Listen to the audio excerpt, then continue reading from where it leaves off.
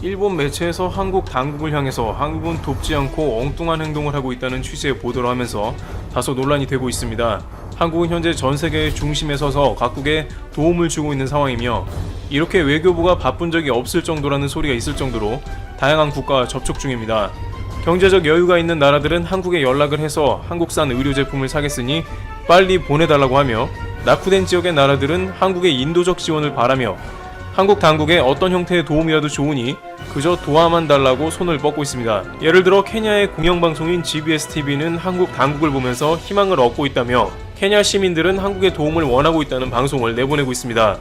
그런데 정반대로 일본 당국은 한국에 도와달라는 이야기를 하는 것이 아니고 한국은 현재 반일 운동을 하고 있다는 독특한 메시지를 냅니다. 일본의 주간 신조는 사설을 통해 한국은 유럽의 독일과 같이 이탈리아와 프랑스를 도와가면서 한 팀이 되어가는 모습이 아니고 아시아도 그렇게 한 팀이 되어가면 좋지만 오히려 반일 운동을 하고 있다고 나무라고 있는 것입니다. 그러면서 한국은 단순히 테스트량만 늘렸다고 자랑하나 실제로는 테스트량을 키워서 수치를 조작하려는 것으로 보인다며 전 세계가 극찬하는 광범위한 테스트량에 대해 오히려 조작을 위한 부실한 테스트라고 말한 것입니다. 그러나 이러한 일본의 주장은 현실과는 상당히 동떨어진 주장임을 알 수 있습니다. 앞서 한국이 아시아에서 분열을 조장하고 돕지 않는다라는 주장은 맞지 않는 것이, 한국 당국은 아프리카에서 교민을 실어오고 있는데 이때 일본 당국과 협의를 거쳐 일본 교민들까지 같이 실어오는 모습을 보여주기도 했습니다. 일본의 요미우리는 한일 당국이 힘을 합쳐서 양국의 교민이 국가에 돌아올 수 있었다는 보도가 나갔습니다만 이 과정에서 주도적 역할을 한 것은 한국이 아닌가 하는 정황도 포착되고 있습니다. 한 일본 네티즌은 자신은 케냐에 있었는데 한국에서 기획한 전세기가 케냐에 와서 일본도 갈 수 있었다는 글을 남겼습니다. 이러한 것은 분명히 한국이 기회가 닿는 경우라면 일본까지 신경을 써서 인도적인 협력을 주고받는 모습이라고 할 수 있을 것입니다. 공식적인 석상에서도 일본은 한국의 도움을 요청한 것이 없다고 전해집니다. 기획재정부에 따르면 세계 각국은 한국 상황대처 방법과 경제적인 대응책 등을 한국에 모두 문의하고 있었고, 그것은 미국, 영국, 프랑스, 독일 등 선진국 등은 물론 아시아 지역에서도 도움 요청이 쇄도했다는 것입니다. 그러나 끝까지 일본은 한국 당국에 도움을 요청한 적이 없었다고 전해지고 있습니다. 따라서 한국은 아시아에서 현재 사태에 대한 도움을 주지 않은 적이 없으며 심지어 인도적 차원에서는 계속 일본에 도움을 주고 있었던 것이죠. 지난 10일 일본의 도토리현에서는 일본 최초로 한국의 드라이브스루 테스트 방식을 도입하겠다고 밝혔습니다. 지금까지 일본 당국은 의사 없는 테스트 방식은 부적합하다며 그러한 방식을 미뤄오다가 이러한 방식이 매우 효과적이라는 평가가 전 세계에 이어지자 이제서야 도입을 검토하기 시작한 것입니다. 그럼 왜 이와 같이 일본에서는 한국에 대한 부정적인 보도가 이어지고 있는지 궁금함을 자아내는데요. 일각에서는 이러한 일본 당국의 태도에 대해서 초반에 한국이 상황이 안 좋을 때 자신들은 한국과 다르다며 선을 긋던 일본 당국이 이제 전 세계에서 한국이 가장 사태를 잘 진정시켰다는 평가가 이어지고 있고, 정반대로 일본은 걷잡을 수 없이 상태가 악화되는 양상이 지속되자 그 탓을 한국에 하고 있다고 지적합니다. 그러면서 유럽처럼 아시아에서 서로 도와야 하는데 한국이 그것을 독일처럼 못한다고 탓하는 것이죠. 또한 한국에 대한 긍정적인 보도가 일본에서도 연일 보도되면서 일본 내에서 반발심을 부른 점도 있습니다. 워싱턴 포스트는 대놓고 한국과 일본 방식, 결국엔 한국이 승리했다고 보도했는데 미국 언론의 이러한 보도는 일본에서 받아들이기 쉽지 않다는 의견이 많습니다. CNN도 일본의 그래프는 이상하다며 곧 문제가 될 소지가 크다고 보도했는데 실제 일본은 현재 문제가 가속화되고 있습니다. 반면 한국은 투명하고 본받을 시스템이라고 보도했습니다. 일본 방송 TBS조차 한국은 사재기가 없다며 긍정적 보도가 나갔는데 한국과 비교는 특히나 견디기가 어렵지 않겠냐는 일본 내 교포들의 언급이 있었습니다. 이와 같이 가까운 이웃나라 한국이 연일 주목되면서 일본이 상반되는 모습을 보이자 일본 내부에서는 다소 시샘이 섞여있는 반발 뉴스도 나가고 있습니다. 트리블튜브 여기서 마치겠습니다. 어제는 필리핀의 최대 방송사 ABS-CBN이 5일 밤부터 방송을 중단했다는 소식이 전 세계에 알려졌습니다. 두테르테 대통령에게 비판적인 대형 언론사를 필리핀 통신위원회가 사업 허가를 취소하면서 방송 중단을 명령했기 때문입니다. 통신위원회의 위원들이 대통령의 딸랑이가 된 거죠. 이렇게 어느 나라이든지 영혼 없는 전문가들이 나라를 망치게 합니다. 지금 일본도 마찬가지입니다. C19 사태를 해결하기 위해 의료 전문가, 보건정책 전문가 등을 모아서 회의체를 구성했는데 이상합니다. 지금은 이 전문가 회의가 아베의 딸랑이 역할을 하느라고 일본 국민들의 생명을 가지고 장난친다는 것입니다. 결국 일본 언론과 국민들이 폭발했습니다. 아베는 5월 4일 비상사태 선언을 5월 31일까지 전국을 대상으로 연기하기로 결정했습니다. 아베는 이날 기자회견에서 도대체 PCR 테스트를 왜 확대하지 않느냐, 큰 소리를 친 1일 2만 건을 못하는 것은 능력이 없어서인가, 하지 않으려고 한 것인가 라는 질문을 받았습니다. 이에 아베는 테스트 능력을 올리고 있다, 그동안 열심히 했다 라고 대답했고, 이에 일본 언론에서는 정확한 데이터를 언급하지 않는 아베라는 식으로 비판이 이어졌습니다. 아베의 성의 없는 말장난에 분노한 일본 언론들과 국민들은 이어진 전문가 회의의 발표에 또 경악했습니다.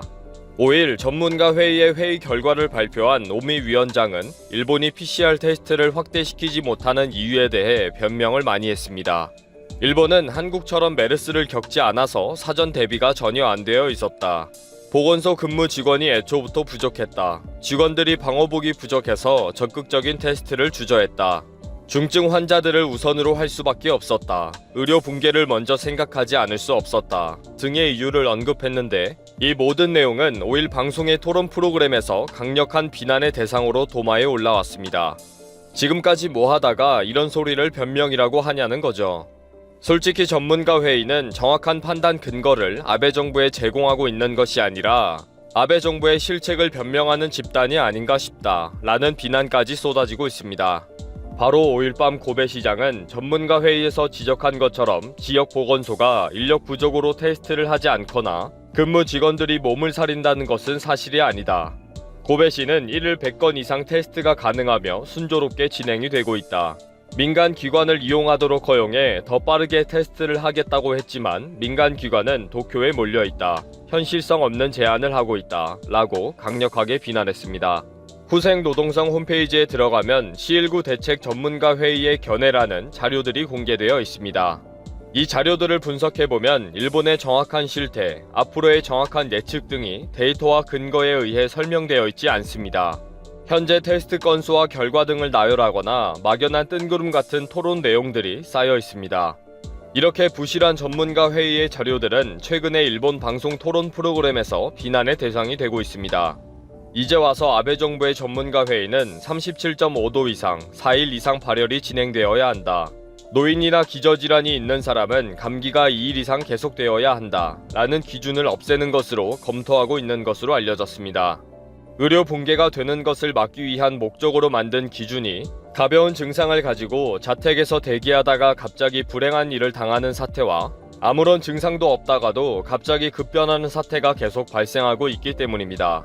이렇게 전문가 회의가 국민 세금으로 돈을 받아가면서도 영혼 없는 대책을 발표하며 허송세월을 보내고 있다는 전문가 회의의 실상이 드러난 사건이 있습니다. 일본 의사회 상임이사가 정부 전문가 회의 구성원으로 들어가 있는데 의사회의 인식을 드러내는 인터뷰를 지난 4월 말에 했습니다. 이때는 라쿠텐이라는 기업이 자체적으로 개발한 PCR 테스트 키트를 전체 직원들을 대상으로 판매를 한다고 해서 이슈가 되었을 때입니다. 즉, 라쿠텐이 전체 직원의 건강을 위해 투자하고 실시하려고 한 것인데 의사회의 강력한 반대 때문에 결국 폐기를 하게 되었던 것입니다. 의사회의 공식적인 반대 이유는 라쿠텐의 테스트 키트는 정확하지 않아서 음성이 양성으로 나오는 경우나 그 반대의 경우가 많아서 의료 현장에 혼란을 준다는 것입니다. 결국 의사회의 한결같은 우려는 의료 현장의 혼잡, 의료 붕괴는 절대 안 된다는 것이고 정부 전문가들의 우선 관심사항도 항상 의료 붕괴라는 거죠. 이러다 보니 최근 들어서 일본의 전문가들의 의견과 전문가 회의의 시스템에 대해 문제를 제기하는 칼럼과 기사들이 연일 나오고 있습니다. 미국의 전문가들과 질병예방통제센터 등은 구체적인 데이터로 명확한 근거를 제시하고 효율적인 방안을 제안하고 있다는 것을 쭉 소개하고 있습니다. 사회적 거리두기나 도시 봉쇄, 강제 휴업 조치 등도 분명한 격리와 치료를 위해 정확하게 제안하고 있다는 것입니다. 그런데 일본의 전문가나 전문가 회의는 많이 이상하다는 거죠.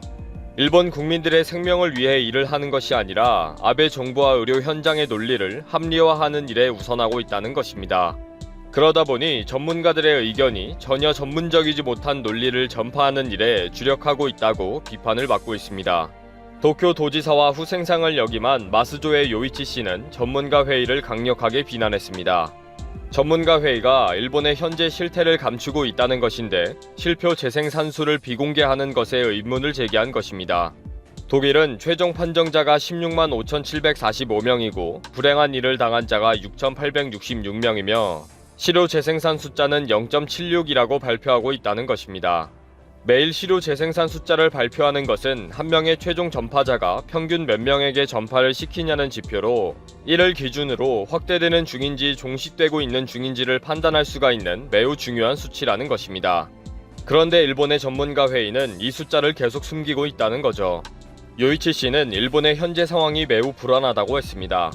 도대체 아베는 몇 달 동안 뭘 했는지, 또 지금은 무슨 생각을 하는지, 도대체 어떻게 하려고 하는지에 대한 의문을 일본 언론에서는 묻고 있습니다. 참 신기하고 이해가 안 되는 사람입니다. 아무런 대책도 없이 왜 저러고 있는지 국민들이 아우성을 쳐도 눈만 꿈뻑거리고 있으니 말입니다. 그리고 그 밑에서 같이 눈만 꿈뻑거리고 있는 전문가들은 왜 그렇게 많은지, 아베는 전문가에게 책임을 미루고 전문가들은 영혼이 없고, 이것이 일본의 현실입니다.